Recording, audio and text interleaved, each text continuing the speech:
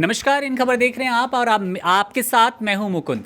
मतगणना शुरू हो चुकी है। लगभग 6 घंटे का समय बीत गया है और पांचों राज्यों का है। पांचों राज्यों के चुनावी नतीजे भी क्लियर होते हुए नजर आ रहे हैं, जहां पर बीजेपी मुख्यतः बहुमत बनाती हुई नजर आ रही है।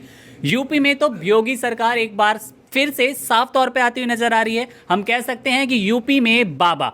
वहीं बात पंजाब की कर ले तो पंजाब में भी आम आदमी पार्टी ने अपना हल्ला बोल कर दिखाया है। भगवंत मान, जिनकी चर्चा बीते दिनों काफ़ी की जा रही थी और सीएम अरविंद केजरीवाल ने भी कहा था कि पंजाब की जनता ने भगवंत मान को पसंद किया है और वही हमें चुनावी नतीजों में भी नजर आता हुआ आ रहा है। चुनावी माहौल में न्यूज़ रूम का क्या माहौल है, हम उससे आपको अवगत कराएंगे। न्यूज़ रूम में किस तरह की चुनावी सरगर्मी है, एक एक लोग से हम प्रतिक्रिया लेंगे, एक एक अपने सहकर्मी से हम बात करने की कोशिश करेंगे। सबसे पहले हम बात करेंगे विद्याशंकर सर से, जो हमें यूपी चुनाव की पूरी रणनीति के बारे में बताएंगे कि किस तरह से समाजवादी पार्टी पिछड़ती हुई नजर आ रही है। जहां उम्मीद की जा रही थी कि कड़ी टक्कर होगी, लेकिन रुझान और नतीजे कुछ और ही कह रहे हैं। सर, क्या प्रतिक्रिया है आपकी? देखिए, जैसे पहले जिक्र किया कि जब मतगणना शुरू हुई थी उस समय क्या माहौल था, और जब 6 घंटे बीत चुके हैं, लगभग हार जीत तय हो चुकी है, तब क्या माहौल है। तो मैं बहुत साफ से बताऊं कि उत्तर प्रदेश में ये नहीं लग रहा था कि इस तरीके से होगा कि बीजेपी 270 के आसपास और समाजवादी पार्टी 125 से 30 के आसपास। ऐसा लग रहा था जैसे कांटे का मुकाबला होगा और 10, 20, 25 सीटों का अंतर रहेगा, लेकिन वैसा होता हुआ सा नहीं दिख रहा है। एकदम साफ साफ सा अंतर दिख रहा है कि लगभग समाजवादी पार्टी से बीजेपी दुगनी सीटों पे।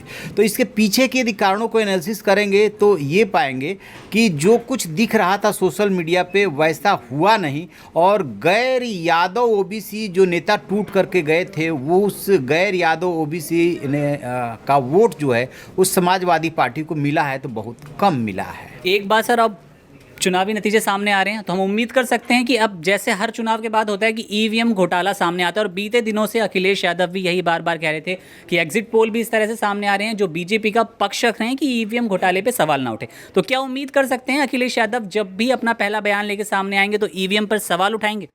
देखिए, मुझे नहीं लगता है कि इन लोग को अब ईवीएम पे सवाल उठाना चाहिए या सवाल उठाएंगे, क्योंकि जो एग्जिट पोल को लेकर के सवाल उठाए गए थे तो उत्तर प्रदेश को लेकर के 13 एग्जिट पोल आए थे। उसमें से 11 एग्जिट पोल साफ साफ बीजेपी की सरकार बनती हुई दिखा रहे थे। उसमें 2 एग्जिट पोल ऐसे थे जो 300 के आसपास सीटें दे रहे थे, और 2 एग्जिट पोल थे जो कि समाजवादी पार्टी की सरकार बनने की बात कह रहे थे। तो उसमें भी जो 2 एग्जिट पोल थे वो एक दिन बाद जो है सो किया गया था।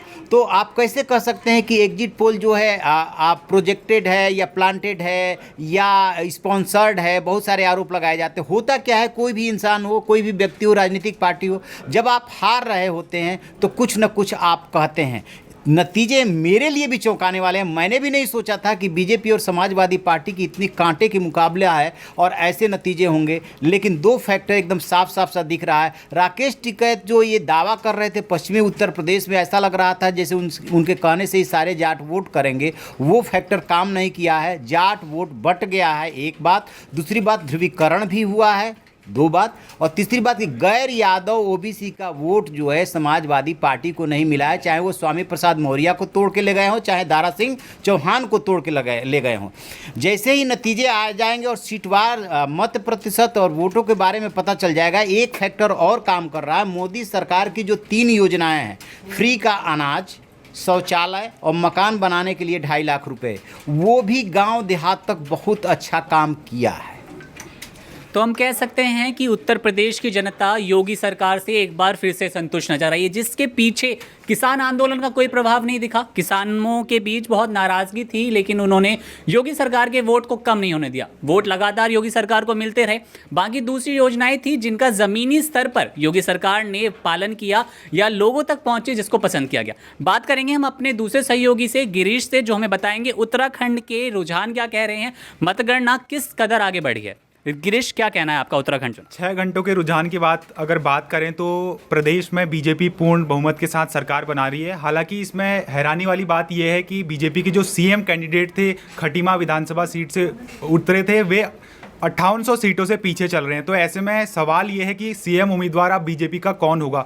क्या जो प्रदेश अध्यक्ष हैं वो सीएम कैंडिडेट होंगे बीजेपी के? ये एक बड़ा सवाल है। उधर कांग्रेस से जो पहले सुबह दावा कर रहे थे हरीश रावत कि वो जीतेंगे, कांग्रेस और बीजेपी के बीच कड़ा टक्कर का मुकाबला रहेगा, वो भी 14,000 वोटों से लाल कुआं सीट से हार चुके हैं। ये एक बड़ा सवाल है कि जैसे कि हर बार 22 साल के इतिहास में प्रदेश में रहा है कि एक बार कांग्रेस एक बार बीजेपी, लेकिन इस बार बीजेपी ने इस मिथक को तोड़ दिया है और बीजेपी पूर्ण बहुमत के साथ उत्तराखंड में आती हुई नजर आ रही है। तो हम कह सकते हैं कि पहाड़ की परंपरा यहाँ बदल चुकी है और उत्तराखंड में फिर से बीजेपी सरकार सामने आ रही है। हालांकि रुझान तो ये बता रहे हैं कि अभी पुष्कर सिंह धामी पीछे चल रहे हैं, लेकिन नतीजे कभी भी पलट सकते हैं। बात करेंगे अगले राज्य की, जो गोवा और मणिपुर है, उस पर हमारी सहयोगी आंचल बात करेंगी हमसे। तो आंचल, मणिपुर और गोवा के समीकरण क्या कह रहे हैं? गोवा में जैसे देख सकते हैं कि गोवा में भाजपा की सरकार बनती हुई नजर आ रही है। रुझानों के मुताबिक गोवा में भाजपा को 21 सीटें मिल रही हैं, जबकि कांग्रेस को 17 सीटें मिल रही हैं। इसके साथ ही वहाँ बड़ा खेल जो खेल सकती है वो है टीएमसी, जो महाराष्ट्र गौमंत्रक पार्टी के साथ गठबंधन में लड़ रही है। तो टीएमसी का वोट किसकी तरफ जाता है ये भी देखना दिलचस्प होगा। तो इस तरह से हम कह सकते हैं कि बीजेपी ने जिस तरह से चुनावी मतगणना से पहले कह दिया था कि हम 4 राज्यों में सरकार बनाने जा रहे हैं, नतीजे उसी तरह सामने आ रहे हैं। उन्होंने कहा था पंजाब में हम अच्छा करेंगे, लेकिन पंजाब में बीजेपी ने निराश जरूर किया है। जहां पर आम आदमी पार्टी ने अपनी सरकार बनाने के सारे काम कर लिए हैं, सरकार बनाती हुई नजर आ रही है। हम बात करेंगे अपनी सहयोगी रिया से, जो हमें बताएंगी कि पंजाब में आम आदमी पार्टी की इस बड़ी जीत की तरफ कौन से मुद्दे सामने आए थे। देखिए, एग्जिट पोल के बाद तो ये साफ था कि आम आदमी पार्टी की सरकार ही पंजाब में आनी है, मतलब ऐसा अनुमान लगाया जा रहा था। पर इसके बाद इतनी बुरी तरह से कांग्रेस हारेगी या इतनी बुरी तरह से भाजपा को मत नहीं मिलेगा, ये इसका अनुमान नहीं था। जहाँ बड़े बड़े दिग्गज चेहरों की बात करें, सिद्धू और बात करें अमरिंदर की बात करें, और जो पूर्व रहे हैं प्रकाश बादल, सुखबीर सिंह बादल, ये इतनी बुरी तरह से इन्होंने हार का सामना किया, इसका अनुमान नहीं था। शायद पंजाब की जनता का मूड ही आम आदमी पार्टी को वहां लेकर आया है, क्योंकि सवाल एक रिया इसमें इस तरह का आ रहा था कि पंजाब की जनता परिवर्तन चाहती है। वो बीजेपी और अकाली दल को यूं कह ले सत्ता में देख देख के या उनकी योजनाओं से अब शायद तंग आ गई है, संतुष्ट नहीं है, उन्हें परिवर्तन चाहिए और आम आदमी पार्टी की जीत की तरफ बढ़ना इसी की ओर इशारा कर रहा है।